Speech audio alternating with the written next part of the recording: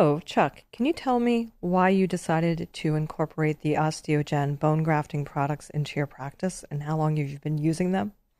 That's a great question. So I've been using it now within my practice for almost 13 years. Um, what drove me to it was issues that I was having with traditional grafting materials, mainly bovine bone, some allograft material, particulates in general. This was really a leap to have a tradition, the advantages of traditional grafting materials, but with better outcomes. And we brought it in because of really ease of use initially. That's what drew me there first to the product. As a general practitioner, we're jumping from room to room. We're having to be every specialist all day long. And for my patients, I wanted something that was going to be very straightforward to use, predictable, and allow me to move to the second stage of treatment, which would be either implant placement or traditional prosthetics. And this really fit the bill as being able to do everything for me at once. And one of the other reasons that I really was intrigued by it was the ability to grow bone. That was in some ways much better than what I was getting in the past. And I think that's due to just the change in the type of formulation.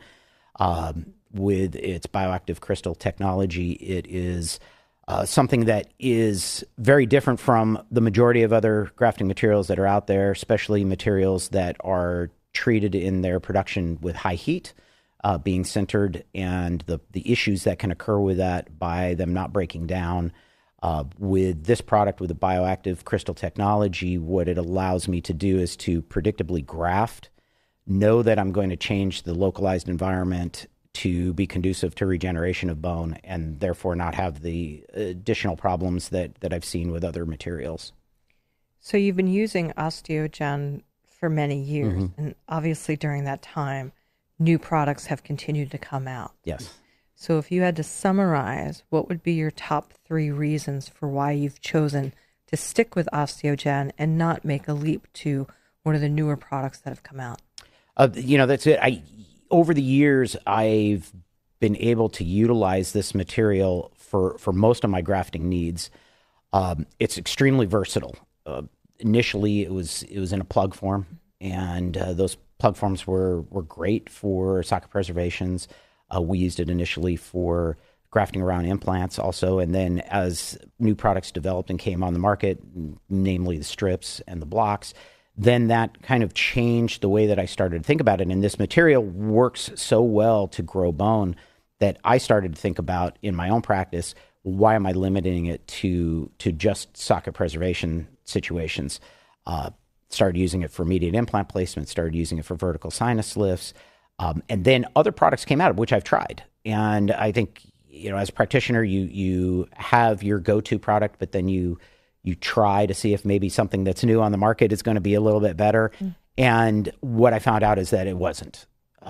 Either it was a situation where it took too long to turn over, or maybe it was a situation where the handling properties were I wasn't as comfortable with it. It posed problems with me. One of the issues that I don't necessarily like about particulates or any product that ends up being a particulate, and there are a lot of composite type products that are sold as either a plug form or a block form that once handled really just become a particulate. And for me, that's not what I want. That poses bigger problems. I like to be able to place something in that is going to perform the way that I want it to perform. And this product and this class of products really has, not only the bioactivity of the localized environment to influence bone growth, but also the combination of the OsteoGen crystals and the bovine collagen, that the complex that it makes creates a situation where we don't have soft tissue downgrowth. And that to me is very important, because as a general practitioner and trying to make things affordable for my patients, this has really been a great product, because I don't have to use an additional membrane in most situations. It's essentially place the plug, suture it in place, usual post-op instructions. And I know predictably in 2 to 2.5 weeks when I come back that everything is going to look good. We're going to start to see soft tissue closure over the top rather than diving down. And predictably within 3 to 5 months, I'm going to have good bone. And it's very easy to determine that because I can look at a radiograph and the product goes from radiolucent to radioopaque during that time. So it's an easy way to check. We'll bring a patient in, we'll graft them, we'll do the usual post-op, and then at about 3 months, we'll bring them back, take a PA. If it looks like the density has changed or the radiopacity has changed, then we know that we have bone there, and then we can move forward with whatever treatment we want to do. If we don't, because sometimes it takes a little bit longer in some patients, then we just bring them back a month later or 2 months later and reevaluate.